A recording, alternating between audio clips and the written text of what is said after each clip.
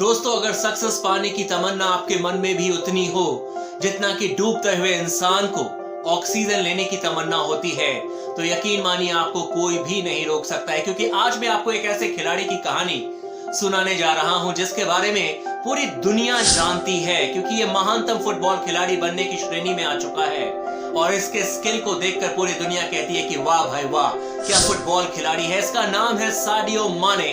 लेकिन इस माने ने कितनी स्ट्रगल की है और कहां से कहां पहुंचे हैं, इसके बारे में बहुत कम ही लोग हैं जो आपको बता पाएंगे।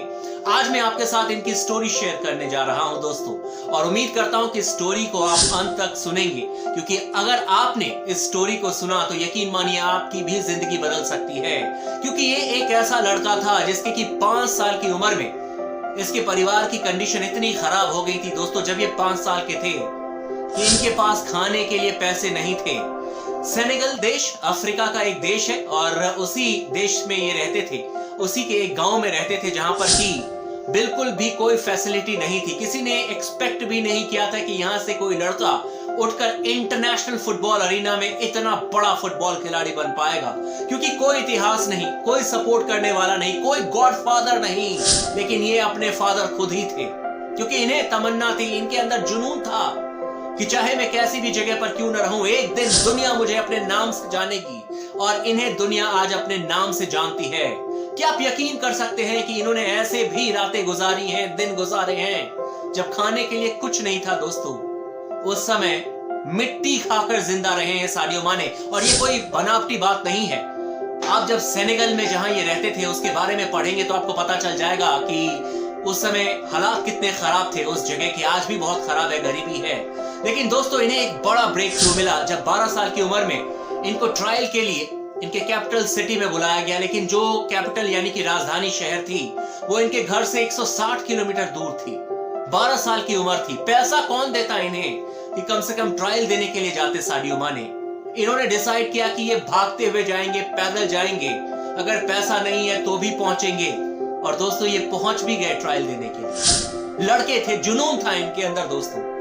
लेकिन अब मैं जो आपको बताऊंगा वो बात सुनकर कोई भी अगर दूसरा बच्चा होता तो शायद टूट जाता। जब ट्रायल देने के लिए वहां पर पहुंचे तो उन्हें भरोसा था कि ये कुछ प्रूव कर देंगे। लेकिन जो सबसे पहला वर्ड इन्हें सुनने को मिला वो ये था कि आसपास के जितने भी खिलाड़ी थे वो इनके ऊपर हंस रहे थे, क्योंकि ये जो पैंट पहन के गए थे वो फटा हुआ था। इनके पास जो बूट्स थे वो फटे हुए थे।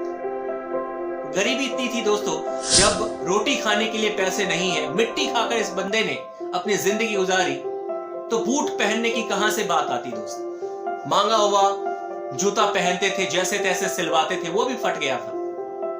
इनके कोच ने कहा कि आप कैसे फुटबॉल खेलेंगे, बाकी बच्चों को देखिए कितने वेल ड्रेस्ड हैं, कितने अच्छे इन्होंने जूते पहने हुए हैं, बूट्स पहने हुए हैं, आप कैसे इनके सामने टिक पाओगे। माने ने कहा कि कोच, मुझे बस एक मौका आप मुझे दीजिए, 5 मिनट मुझे सिर्फ चाहिए अपने आप को प्रूफ करने के लिए कि मैं आपको ये प्रूफ करके दिखा दूंगा कि मैं इनसे बहुत अलग हूं। कोच ने कहा ठीक है, फिर आप बिना जूते का ही फुटबॉल खेल के दिखाइए। उन्होंने बिना जूते का फुटबॉल खेलकर दिखाया दोस्तों, ट्रायल दिया, और उन 5 मिनट से पहले ही उन्होंने कोच को यकीन दिला दी कि ये वाकई में बहुत ही टैलेंटेड फुटबॉल खिलाड़ी बन सकते हैं, ये सबसे अलग हैं। और कोच ने इन्हें बुलाया।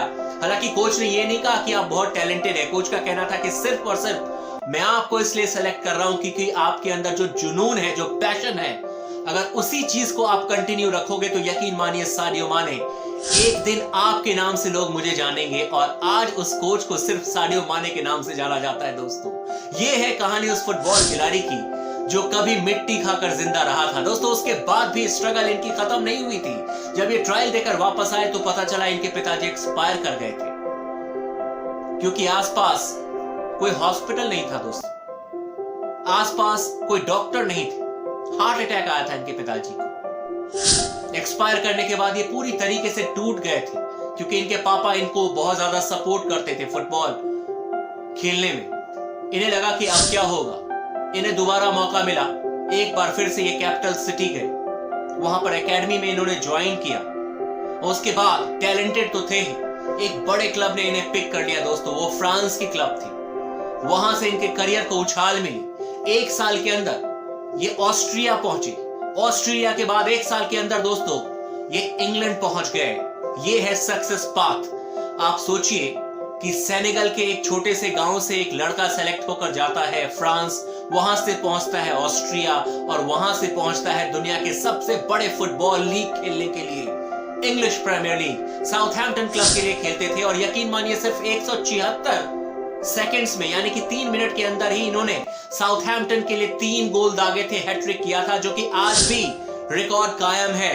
और साउथहैम्पटन के बाद इन्हें सेलेक्ट किया दुनिया के सबसे बड़े फुटबॉल क्लब लिवरपूल ने, जिसके लिए इस साल वो इंग्लिश प्रीमियर लीग का टाइटल भी जीत चुके हैं, चैंपियंस लीग का टाइटल भी जीत चुके हैं और ये अफ्रीका के द बेस्ट फुटबॉल खिलाड़ी का अवार्ड भी जीत चुके हैं। दोस्तों ये कहानी है उस लड़के की जो कभी रोटी की जगह मिट्टी खाकर जिंदा रहता था।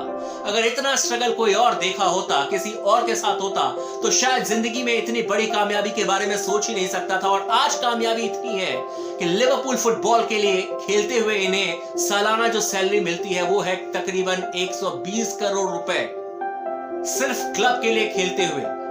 बाकी जो एड से कमाते हैं वो अलग बात है। लेकिन आपको एक चीज और बता दूं कि ये एकमात्र ऐसे खिलाड़ी हैं जिनका कहना है कि ये जितना कमाते हैं उसका 60% डोनेट कर देते हैं दोस्तों, और ये सच बात है। इनके पिताजी मरे थे क्योंकि आसपास वहां पर कोई हॉस्पिटल नहीं था। इन्होंने 6 हॉस्पिटल अपने एरिया में बनाए हैं। इन्होंने एक से बढ़कर एक स्कूल बनाया है। इन्होंने एक से बढ़कर एक फुटबॉल एकेडमी बनाई है सेनेगल में, और वो इसलिए क्योंकि इनका कहना है कि जो परेशानी मेरे साथ हुई है वो फ्यूचर में मेरे देश के किसी और लड़के के साथ ना हो। ये कहानी है साडियो माने की दोस्तों। आपको मैं इसलिए सुना रहा हूं क्योंकि अगर ये सफल हो सकते हैं इतनी तमाम परेशानी के बाद भी, इतने छोटे से जगह से उठकर इतने बड़े ग्लोब के फेस बनने के बाद, तो आप क्यों नहीं, मैं क्यों नहीं दोस्तों। उम्मीद करता हूं कि आपको ये कहानी पसंद आई होगी। अगर पसंद आई है तो आप कमेंट बॉक्स में फीडबैक दे सकते हैं। साथ ही दोस्तों आप इस वीडियो को शेयर कर सकते हैं अपने दोस्तों के साथ भी।